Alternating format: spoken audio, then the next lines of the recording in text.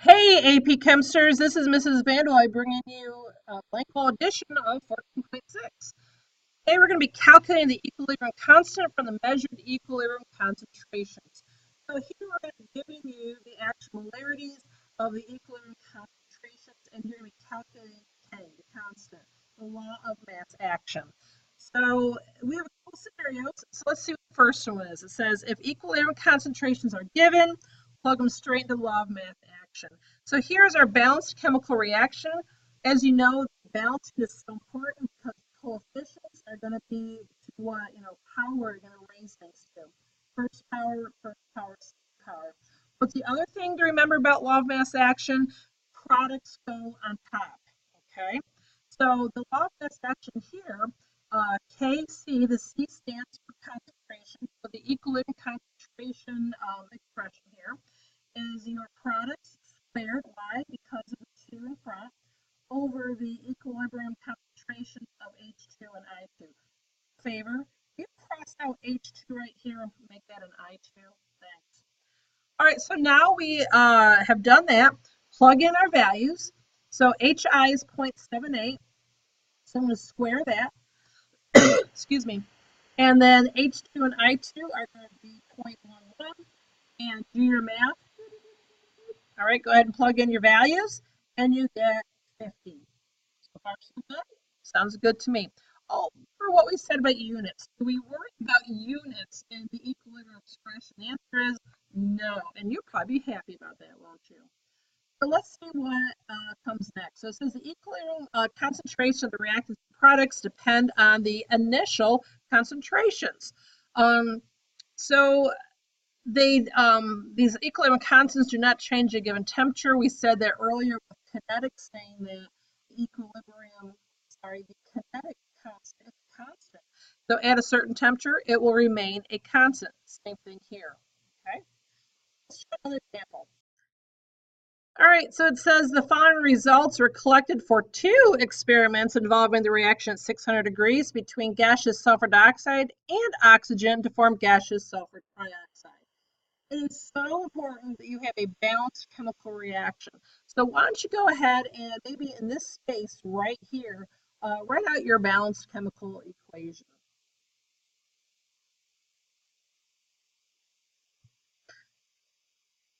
All right, is this what you got? Again, you have to balance this in order to work this correctly. Okay, so it says show that the equilibrium constant is the same in both cases. So I would go ahead and write out your equilibrium expression. Oops, wrong one. Here we go. Okay, there's my law of mass action. And keep this in mind, this Kc is the equilibrium concentrations. So don't look at the initial, look at the equilibrium values. The way this chart is written, notice that SO3 is the number at the bottom, and it's up here in the numerator in your equilibrium expression. So don't get messed up when you start putting the values in. Okay, so here we go. Here is the point, or 3.50 squared over 1.50 squared times 1.25. And go ahead and do your math.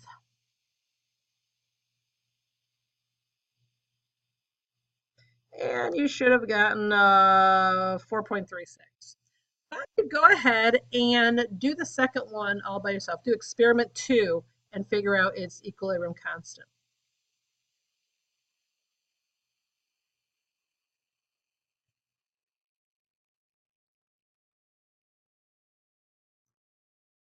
Okay, hopefully you put in numbers like this. Straight off the chart here, you put the right numbers in. And oh, lo and behold, look at that, you get 4.32. Notice that the values are pretty much the same. So it doesn't make any difference what your initial values are. The system will reach this final values at equilibrium so that the equilibrium constants are the same no matter what. So if you dump in some more SO2 or something, the equilibrium will shift, will change, and you're going to go back and do 4 point, or you're going to get 4.6 again when you manipulate the numbers. So your initial amount won't make any difference, It is the system's final equilibrium value is what counts, okay? And look what we're going to do next. What do you notice if you want to set up a BCA table? Let's make our life a little bit easier and assume we have 1 liter of solution so we can use our moles, our friend the moles again for the BCA table. And I want to show you something, what happens, all right? All right, so I wrote down my equation twice. And again, we're going to use 1 liter so we can talk about our friend the moles. Oops, that's not it. Hang on, I'm trying to find my B. There we go. So here's my initial concentrations. Here's my beginning amounts. And I don't know my C value, so I'll just leave space for it. And then I have the A value right here.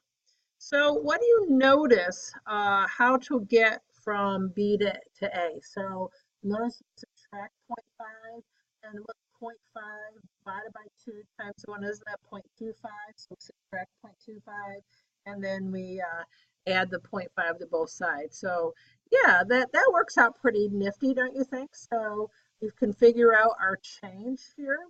What about over on this side? Well, what is our beginning amount? Here we go. Do you know something strange? What is our initial amount of oxygen? It's 0. We don't have any oxygen. So think about this question. Can you proceed in the forward direction? Can you make products if you don't have any oxygen? Think about it. Well, hopefully you thought and said, no, geez, I can't. So I am not going to proceed in the right-hand direction. I cannot make any sulfur trioxide because I don't have enough oxygen to do that. If I can't shift to the right, if I can't make more products, guess what's going to happen? My SO3, which I do have some initially, are going to actually break down and make some O2 to fill in that void.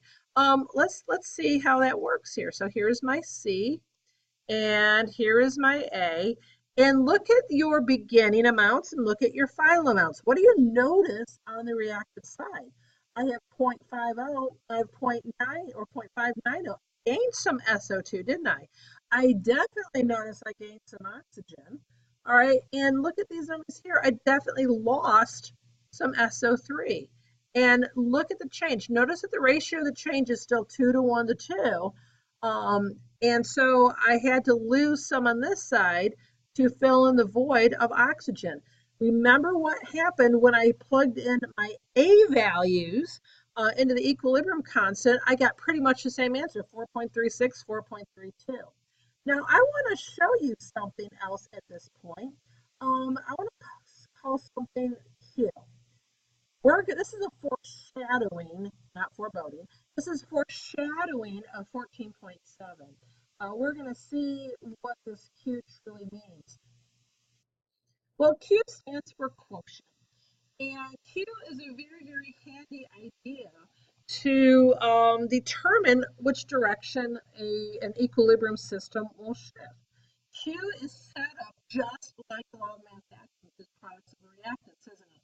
So instead of using your equilibrium concentration, use your beginning concentration. So we're going to use them up here this time and plug in values. And so notice it is my 3 squared over my 2 squared, or my sulfur dioxide squared, and so when you plug in these values here, you end up with 1.5. Okay. Now, what do you notice about this number? This number 1.5, when I use my beginning concentrations, I compare it to my K value. And so this 1.5 is less than the 4.6. So I want my Q to get bigger to the point where it gets to be the value of K. So I need to shift to the right and make more products. Why? Because you remember Q is a product of reactants. So if I make more products and have less reactants, then this number is going to increase. So this tells me I am going to shift to the right.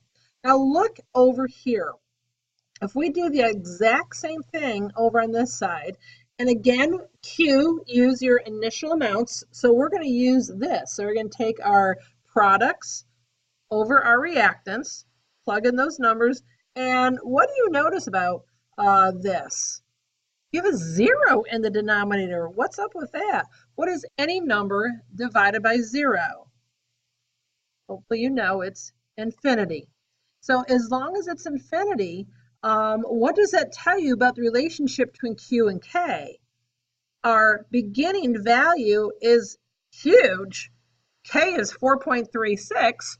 What do we need to do to lower my Q value? I need to lose some of my products and gain some of my reactants. And what does that mean? It means I'm going to shift to the left and make more reactants. So like I said, this is a little bit of foreshadowing of section 14.7, and the BCA table is really, really handy to figure this out.